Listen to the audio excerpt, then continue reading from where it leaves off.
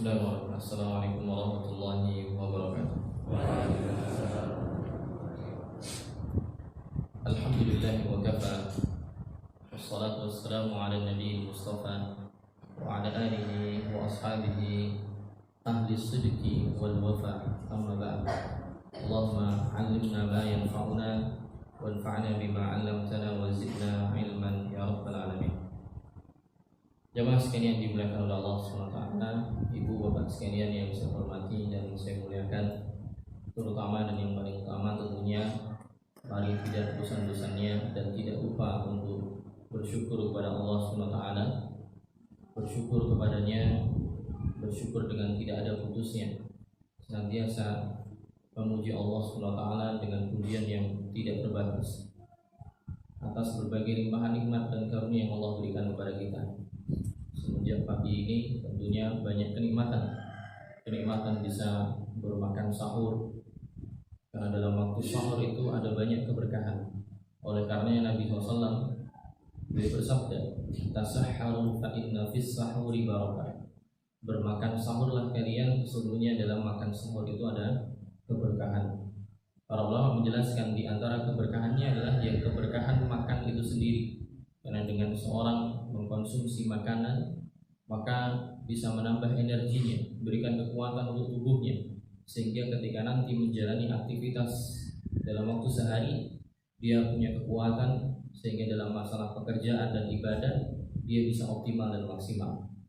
Keberkahan yang lain adalah karena makan sahur itu sendiri berada di sepertiga malam, dan itu adalah waktu di antara waktu-waktu mustajab seseorang untuk berdoa.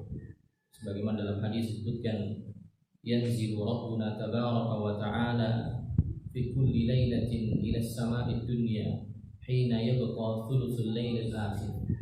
Allah Subhanahu wa ta'ala senantiasa turun ke langit dunia di sepertiga malam terakhir.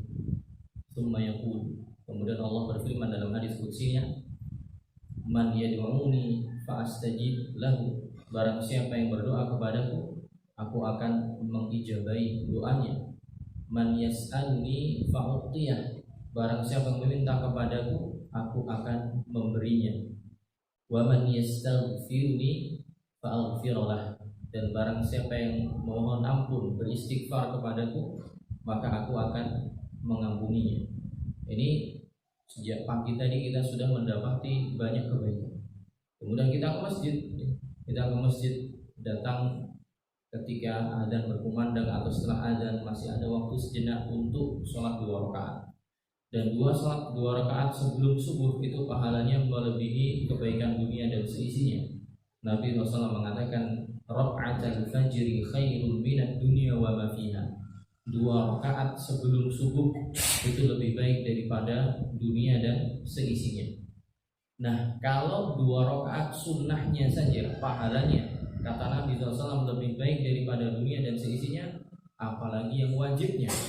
Yang sunnahnya saja pahalanya demikian, apalagi yang sholat wajibnya. Oleh karenanya ini sholat yang berat, ya, sholat yang berat bagi orang-orang munafik. Makanya disebutkan dalam hadis, asqalus salati 'alal munafiqin, di antara sholat yang berat bagi orang-orang munafik adalah sholat isya dan juga sholat subuh. Dan kita alhamdulillah diberikan kemudahan. Setelahnya kita sedikit akan bahas tema agama, dan ini bagian dari majelis ilmu. Kalau kita jelaskan fadilahnya lebih banyak lagi. Bapak Ibu sekalian yang dimuliakan oleh Allah SWT, kemudian juga tidak lupa mari senantiasa salawat dan salam kita tujukan kepada panutan dan suri tauladan kita Nabi Muhammad SAW beserta para keluarga beliau, para sahabat-sahabatnya yang mulia, dan setiap orang yang berusaha untuk meneladani, mencontoh, mengikuti apa yang telah beliau gariskan dan apa yang telah beliau syariatkan dari wahyu yang beliau dapat dari Allah SWT. Semoga Allah berikan taufik kepada kita semua. Bapak Ibu sekalian yang dimuliakan oleh Allah SWT, orang hidup di dunia pasti ada ujian. Siapapun dia, entah yang kaya atau yang miskin, entah yang punya pekerjaan mapan atau yang kerjanya serabutan, entah yang punya fisik sempurna atau tidak, sejatinya mereka sedang diuji oleh Allah SWT. Karena dunia itu adalah darul ibtila. Dunia itu adalah tempat memang untuk menempa, tempat di membuat seorang diuji. Tidak ada seorang pun yang terlepas dari ujian. Hanya saja memang ujian itu Allah berikan dalam dua warna. Warna pertama adalah ujian berupa kesenangan. Yang kedua adalah ujian berupa sesuatu yang tidak disukai, sesuatu yang buruk yang manusia tidak menyukai untuk mendapatkan hal tersebut. Dan dua-duanya adalah ujian. Jangan dianggap seseorang yang mendapatkan kemewahan, seorang mendapatkan kemapanan pekerjaan, seorang yang mendapatkan seluruh apa yang dia inginkan dari kebutuhan dunia itu namanya tidak diuji. Maka itu adalah anggapan yang keliru. Karena Allah SWT mengatakan dalam Al-Quran, wa nabluukum bisyarri wal khairi fitnah. Dan sungguh kami akan menguji kalian bisyarr wal khair, yaitu dengan sesuatu yang buruk yang memang tidak disukai seorang hamba, dan dengan yang baik juga, sesuatu yang diharap-harapkan oleh manusia. Fitnah ya, sebagai ujian kehidupan. Dan memang hakikatnya demikian. Orang yang mengaku beriman itu pasti diuji. Tidak mungkin seseorang bebas mengatakan saya beriman sedangkan mereka belum mendapatkan ujian. Sebagaimana seorang tidak mungkin lulus SMA kecuali dia harus mengikuti ujian. Walaupun sekarang dikatakan tidak ada ujian akhir sekolah, tapi ada ujian harian yang nanti dirangkum dalam raportnya. Ada ujian terus. Sebagaimana orang tidak mungkin lulus kuliah S1, S2 kecuali harus tulis tesis, skripsi, disertasi dan yang lainnya, dan melewati proses-proses perkuliahan. Ya, tiap pekan ada tugas makalah dan yang lain. Tidak mungkin kemudian dikatakan dia punya gelar sarjana, master atau yang lainnya kecuali setelah diuji dulu. Makanya Allah mengatakan dalam surat Al-Ankabut, ahasiban nasu an yutraku an yaqulu amanna wa hum la yuftanun. Apakah orang-orang akan mengira mereka akan ditinggalkan begitu saja ketika mereka mengatakan amanna, kami telah beriman? Maksudnya apakah orang-orang senang mengatakan saya beriman kemudian dibiarkan begitu saja oleh Allah? Wa hum la yuftanun, sedangkan mereka belum mendapatkan ujian? Tidak mungkin, pasti ada ujian. Namun tadi Bapak Ibu sekalian, bentuk ujiannya ada ujian yang disukai, ada yang tidak. Bapak Ibu sekalian dimuliakan oleh Allah SWT, di antara ujian kehidupan adalah terkait dengan anak keturunan. Di antara ujian kehidupan terkait dengan momongan. Dan Allah SWT menjelaskan dalam Al-Quran di surat Asy-Syura, di surat Asy-Syura ayat 49 sampai ayat 50. Di situ Allah menjelaskan berbagai ragam manusia yang Allah berikan momongan, ada yang tidak. Allah mengatakan dalam Al-Quran, lillahi mulkus samawati wal ardh.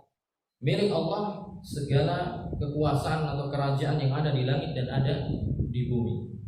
Allah mengatakan yakhluqu ma yasha. Allah menciptakan apa saja yang Allah kehendaki. Yahabu liman yasha'u inatha wa yahabu liman yasha'u dzukur. Allah menganugerahkan kepada orang yang Allah kehendaki anak perempuan, sebagaimana Allah menghendaki untuk memberikan sebagian orang yang lainnya az-dzukur, yaitu anak laki-laki. Jadi orang ada yang Allah beri anugerah itu anaknya cuma perempuan saja. Ada juga yang diberikan anugerah oleh Allah anaknya cuma laki-laki saja. Dan itu pun berlaku pada para nabi dan rasul dahulu. Yaitu ada nabi yang anaknya itu putri semua, tidak ada yang laki-laki. Sinten Pak? Ada yang tahu nggak? Nabi sinten? Nabi Lut alaihissalam. Nabi Lut alaihissalam ya, masih saudaranya Nabi Ibrahim, itu anaknya perempuan semua. Banyak. Cuman anehnya, sayangnya apa? Kaumnya Nabi Lut itu hombreng. Anaknya Nabi Lut, anaknya perempuan banyak. Tapi sayangnya kaumnya adalah penyuka sesama jenis. Laki-laki suka sama laki. Jeruk makan jeruk.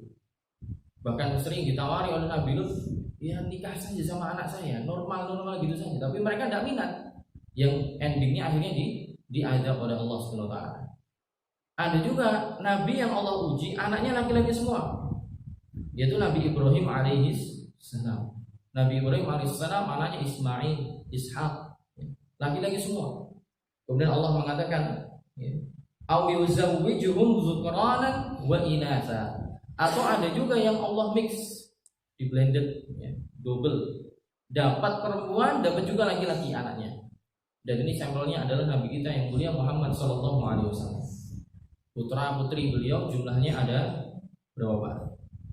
Ayo, ada berapa putra putri Nabi? Ayo, putra putri Nabi jumlahnya ada berapa? Harus tahu loh ini nabinya yang kita ikuti. Benar Pak? Bukan. Putra putri Nabi anaknya 7. Okay. Yang putri 4, yang laki-laki 3. Yang putri 4 Zainab, Ummu Kulsum, Ruqayyah dan Fatimah. Yang laki-laki 3, yang pertama adalah Qasim, Abdullah, dan yang satu lagi Ibrahim. 6 dari putra putri beliau itu dari rahimnya Khadijah radhiyallahu anha. Yang satu Ibrahim dari budak hamba sahaya beliau namanya Maria Qibtiyah. Putra putrinya jumlahnya 7. Kemudian wa yaj'alu man yasha'u 'aqima innahu 'alimun qadirun. Dan Allah juga menjadikan sebagian orang yang Allah kehendaki aqima, yaitu tidak diberikan keturunan. Dan Allah Maha mengetahui lagi Maha mampu. Jadi memang ini kodrat Allah Subhanahu wa taala kepada sebagian orang. Ada yang putrinya anaknya putri semua, anaknya laki-laki semua, ada yang alhamdulillah dapat dua-duanya, ada yang memang tidak dapat sebagai ujian, bagian dari ujian kehidupan. Jadi tidak boleh juga misalnya ada suami yang kemudian nyalahkan istrinya, "Dek, kok lahir wedok terus?" Ya kan, tidak bisa nyeting. Tidak ada remote-nya, ya. Tidak ada juga tombolnya. Kalau dipencet gini nanti keluarnya laki-laki. Tidak bisa. Semua adalah ketentuan dari Allah Subhanahu wa taala dan tidak boleh saling menyalahkan. Kita sebisanya hanya berusaha. Allah yang menentukan. Nah, Bapak Ibu sekalian yang dimuliakan oleh Allah Subhanahu wa taala, anak-anak ini tadi sebagaimana anugerah dari Allah itu macam-macam. Dan dia pun nanti juga akan menjadi ujian, ya. Akan menjadi ujian bagi orang tuanya. Seorang yang punya anak itu tidak hanya kemudian, mohon maaf bahasa kasarnya, cuma sekedar produksi saja. Seorang yang diberikan maka dia punya tanggung jawab untuk mendidik, mengarahkan, menafkahi, mengayomi, ya, mengajarinya ilmu dunia dan terlebih ilmu agama. Seorang yang hanya sekedar punya anak saja tidak diperhatikan, kelak nanti akan menjadi bumerang di yaumil qiyamah. Akan menjadi bumerang bagi orang tuanya di yaumil qiyamah. Sebaliknya kalau dia bisa mendidiknya dengan baik, maka itu akan menjadi buah dan investasi akhirat yang kelak dia akan bisa petik. Makanya dalam hadis riwayat Muslim Nabi SAW mengatakan, "Idza mata ibnu Adam in qata'a amaluhu illa min salas." Kalau anak Adam manusia meninggal, kelak amalannya akan terputus kecuali dari 3 sudut. Yang pertama, shadaqatin jariyah. Yang pertama adalah sedekah jariyah berupa wakaf ke masjid yang baru dibangun, musholla, pondok tahfidz atau pondok pesantren atau amal-amal kebaikan yang lain.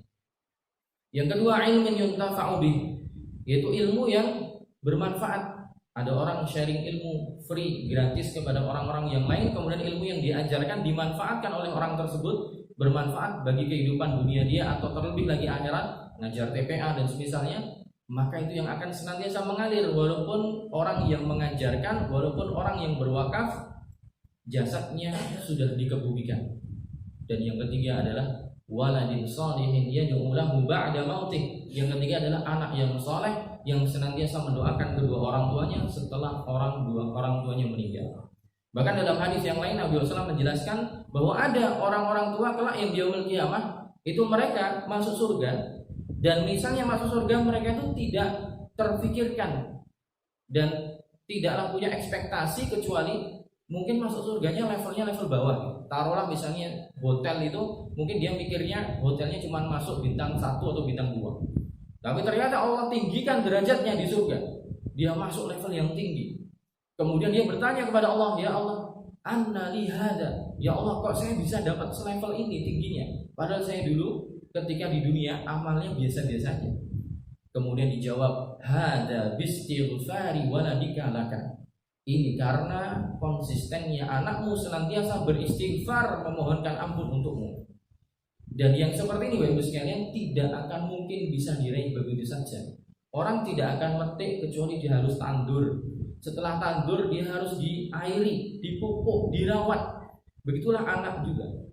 Sampai ada buku ya di buku tulisan orang Arab itu bahwa al-waladu ma'adin, bahwa anak itu ibaratnya seperti barang tambang yang mahal. Hanya kita gimana mengukirnya, kita bagaimana mengarahkannya.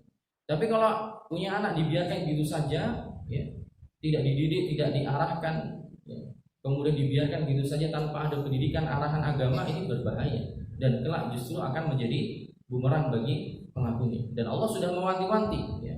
Tadi saya baca salah satu surat Al-Munafiqun, Allah mengatakan, ya ayyuhalladzina amanu la tulhikum amwalukum wala auladukum an dzikrillah. Allah mewanti-wanti, wahai orang-orang beriman, jangan jadikan harta benda dan anak kalian melalaikan kalian dari mengingat Allah SWT. Dan juga kita harus mendidiknya. Karena kalau tidak, ya itu jadi bumerang. Bahkan dulu di zamannya Umar bin Khattab itu ada orang yang ngeluh kepada Umar, wahai Umar, anak saya durhaka. Kemudian anaknya dipanggil, diinterogasi. Kemudian ternyata yang durhaka adalah orang tuanya. Yaitu apa? Kedurhakaan orang tua, kata anak tadi yang hadir di hadapan Umar, ya, bahwa orang tuanya tidak pernah ngajarin Quran, orang tuanya tidak pernah ngajarin ilmu agama. Wasammani ju'al, dan saya diberikan nama oleh ayah saya, nama yang asal-asalan yang tidak ada makna dan kandungan doanya. Kemudian dulu bapak saya memilihkan ibu untuk saya, maksudnya dulu ketika menikah itu asal-asalan cari perempuan, sehingga hasilnya anaknya demikian. Maka Umar ketika dikeluhkan seperti itu, Umar mengatakan kepada bapaknya, Umar mengatakan, aqabta waladaka qabla an ya'uqqa alayhi. Wahai si bapak, kamu itu sudah durhaka kepada anakmu sebelum anakmu durhaka kepada dirimu. Jadi anaknya itu dikeluhkan ngeyel gitu. Tapi bapaknya sendiri memang yang tidak memberikan pendidikan yang proporsional secara pendidikan dunia dan apalagi agama. Dan yang bahaya zaman sekarang Ibu sekalian, sebagaimana jenengan dengar di berita atau baca, klitih dan semisalnya banyak sekali. Sampai malam tidak tahu kemana ngeluyur. Makanya saya sekarang kalau pagi ceramah pagi, saya bawa buken. Buken itu pedang kayu, Pak. Pedang kayu yang biasanya untuk latihan, namanya kenjutsu, bela diri Jepang. Dulu pernah sebentar belajar itu. Kenapa? Karena kemarin beberapa hari yang lalu saya pernah pas pulang masih dalam kondisi sepi daerah Jalan Bantul, itu ada 2 orang anak-anak muda pakai motor, yang satu kalau tidak salah ya motor Honda Vario, yang satu apa sambil ngepot, yang satu boncengan. Nah saya di belakangnya, saya digini kan sambil belayar. Wah tuh gini klitih ya lumayan, saya dibacok atau apa. Ini orang tuanya yang bertanggung jawab. Makanya sejak pagi saya bawa itu. Barangkali ada kayak gitu lagi yang minimal buat membela diri. Gebuk-gebukan ya lumayan gitu. Tapi kalau nggak bawa, sebagaimana kasus ya, belum lama, beberapa hari yang lalu, masih di Ramadan nggak salah. Anak-anak sekolah, dia pagi-pagi cari sahur atau apa, kemudian dianiaya sampai meninggal. Dan motifnya itu nggak jelas Bapak Ibu sekalian. Padahal motifnya itu bukan pengen ngerampas, pengen hiburan aja. Gitu, pengen gebuki orang gitu aja, aneh pokoknya nggak jelas. Yang digebuki sampai meninggal. Nah ini mungkin Bapak Ibu sekalian sedikit yang bisa saya sampaikan terkait dengan anak itu ya, bisa jadi ujian hidup. Maka kita punya tanggung jawab untuk mendidiknya. Kalau tidak, maka itu nanti jadi bumerang bagi kita semua. Semoga Allah menjadikan anak-anak kita, keturunan kita, keponakan kita, cucu-cucu kita menjadi anak-anak yang saleh dan salihah, mudah untuk dididik, kelak bisa menjadi investasi bagi orang tuanya, bagi kakek neneknya, dan semoga kita berharap yang kelak di surga kita dikumpulkan dengan keluarga kita sebagaimana kita dikumpulkan di dunia. Terima kasih banyak. Subhanakallahumma bihamdika asyhadu an la ilaha illa anta astaghfiruka wa atubu ilaik. Assalamualaikum warahmatullahi wabarakatuh. Waalaikumsalam.